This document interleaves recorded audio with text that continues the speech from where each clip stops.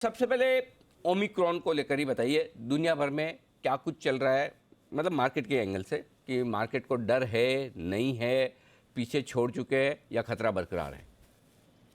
देखिए अनिल जी, ये अनसर्टेनिटी तो काफी टाइम तक रहेगी, क्योंकि हमने सोचा था कि डेल्टा जब निकला और डेल्टा धीरे धीरे पूरे विश्व में भर गया कि अब हो गया, अब ये एंडेमिक हो जाएगा, फिर एक और ये वेरिएंट निकल आया। तो इस तरह की चीजें होती रहेंगी, बट हमें क्या देखना है, एक सरकारों को बहुत एक्सपीरियंस हो गया है 2 साल का कि किस तरह से इससे जूझना है। पॉपुलेशंस को एक्सपीरियंस हो गया। तीसरा, लगभग 880 करोड़ वैक्सीन लग चुकी हैं दुनिया भर में।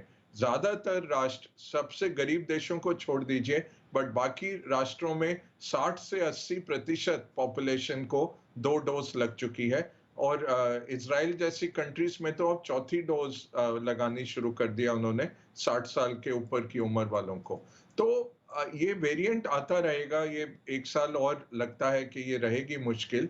बट जो हमारी कैपेसिटी है इसको डील करने की, वो बहुत बढ़ गई है। ओमिक्रॉन देखें तो एक चीज ये है कि साउथ अफ्रीका से अब जो 1 महीने के रिसर्च आ रही है कि चाहे संक्रमण बढ़े, हॉस्पिटलाइजेशन कम हो गए। हॉस्पिटलाइजेशन उनके बहुत तेजी से गिरे हैं। तो ये माइल्ड सिम्टम्स वाला एक वेरिएंट है, जिससे इतना सीवियर इफेक्ट्स नहीं हो रहा है, और उसके चलते फिर लॉकडाउन्स भी शायद ना हो।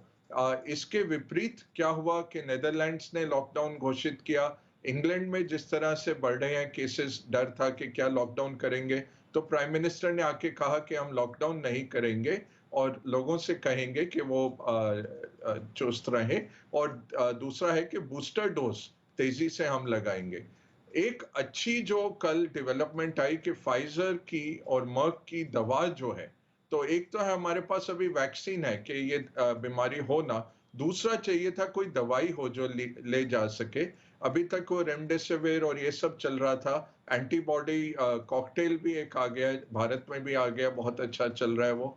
ये कल जो दवाई यूएस ने अप्रूव की है फाइजर की, ये बहुत जैसे ही किसी को संक्रमण होता है, अगर वो दवाई ले लें तो 3 दिन में लगभग उनके सिम्टम्स जा रहे हैं।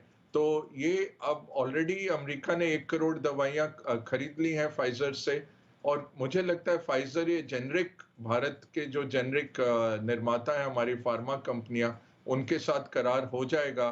भारत सरकार को भी इसमें मूव करना चाहिए। तो ये घर बैठे हुए आप दवाई ले सकते हैं। ये बहुत एक बड़ा मूव हो जाएगा। ये जैसे अगले 2-3 महीने में ये दवाई उपलब्ध हो जानी चाहिए विश्व भर में। अभी तो बहुत महंगी है, क्योंकि अमेरिका के लेवल्स पे $700 की दवाई है। बट जैसे जेनरिक हमारे बनाएंगे तो कुछ ₹100 की बन जाएगी वो, और उससे बहुत फायदा हो जाएगा। तो संक्रमण जरूर है, चेतावनी है कि देखना पड़ेगा, बट लगता नहीं कि इतना बड़ा लॉकडाउन आएगा। डेफिनेटली मार्च 2020 जैसा लॉकडाउन तो नहीं आएगा, और आगे ही बढ़ना है इसके आगे। तो वैक्सीन, पर्सनल हाइजीन, और तीसरा ये जो ट्रीटमेंट्स निकल के आ रहे हैं, ये कमर तोड़ेंगे कोविड की। बट 1 साल लग जाएगा अनिल जी, तब तक अनसर्टेनिटी रहती है, और ये हमें वेव्स में आता है दिखेगा। बग्गा साहब, फिर से मार्केट अमेरिका के बड़े मजबूत होते हुए दिख रहे हैं और थोड़ा झटका खाकर, और S&P तो अपने 50 पॉइंट ही दूर रह गया हाई से। ग्लोबल मार्केट्स का छुट्टियों के मौसम में जो माहौल बना हुआ है, कल तो मेरे ख्याल से कल अमेरिकी बाजार बंद है ना? हाँ, कल छुट्टी भी है 24 तारीख को। तो बताएं सर, कैसा मूड माहौल रहेगा, ये बताइए, वहाँ का डायरेक्शन क्या है? जी अनिल जी, ज्यादा अगले 4-5 दिन के रुझानों पे ज्यादा एनालिसिस नहीं करना, क्योंकि वॉल्यूम्स बहुत थिन हो गए हैं। तो छुट्टियों का मौसम है, ज्यादातर फंड मैनेजर्स छुट्टी पे हैं, बुक्स क्लोज हो चुकी हैं, वॉल्यूम्स लो हैं।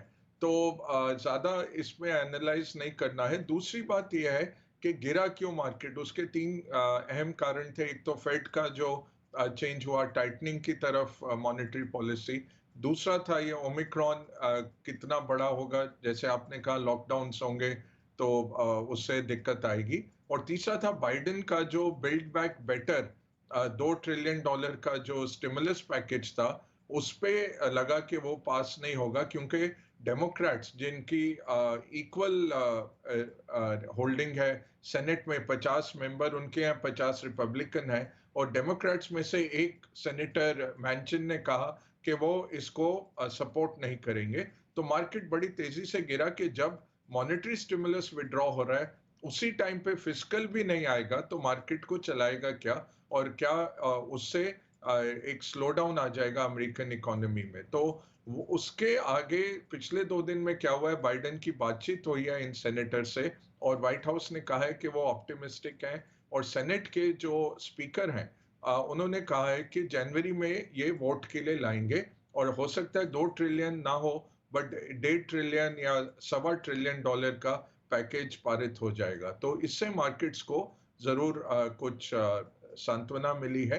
तीसरा अहम बात जो है कि संक्रमण इतना खराब नहीं है ये लग रहा है। कल डेनमार्क से भी रिपोर्ट्स आई, इंग्लैंड में स्टडी हुई, स्कॉटलैंड में हुई, और सबसे अहम साउथ अफ्रीका में जहां से ये केस बढ़े। तो उन्होंने यही दिखाया केस बढ़े हैं बट हॉस्पिटलाइजेशन घटे हैं। तो अभी क्या है कि मार्केट ने वर्स्ट प्राइस इन कर लिया था कि पूरा विश्व मार्च 2020 की तरह बंद हो जाएगा, इकोनॉमिक ग्रोथ गिरेगी, और उससे अच्छा है रिस्क ऑफ कर लीजिए। वो रिस्क ऑफ अभी तब्दील हो गया है रिस्क ऑन में। लोग फिर से थोड़ा थोड़ा कैश लगाना शुरू कर रहे हैं और ये अब एक्सेलरेट होगा जनवरी से। 5-6 जनवरी में जब लोग छुट्टियों से लौटना शुरू करेंगे तब हम देखेंगे तेजी से ये बढ़ता हुआ। अभी क्या है, मार्केट कहीं भी जाएगा बट मुझे लगता है ज्यादा बिकवाली नहीं आएगी। जिसने बेचना था वो टैक्स लॉस हार्वेस्टिंग भी करके लोग बैठ गए हैं साइड में, बुक्स बंद हो गई हैं। अब खरीदार ही आएंगे जो लॉन्ग टर्म खरीदार हैं। तो मार्केट इस हफ्ते तो बढ़ेगा, इस हफ्ते मतलब अगले हफ्ते 31 दिसंबर तक तो मार्केट तेजी से बढ़ना चाहिए, बट उसमें ज्यादा रीड नहीं करेंगे क्योंकि वॉल्यूम्स बहुत लो रहेंगी।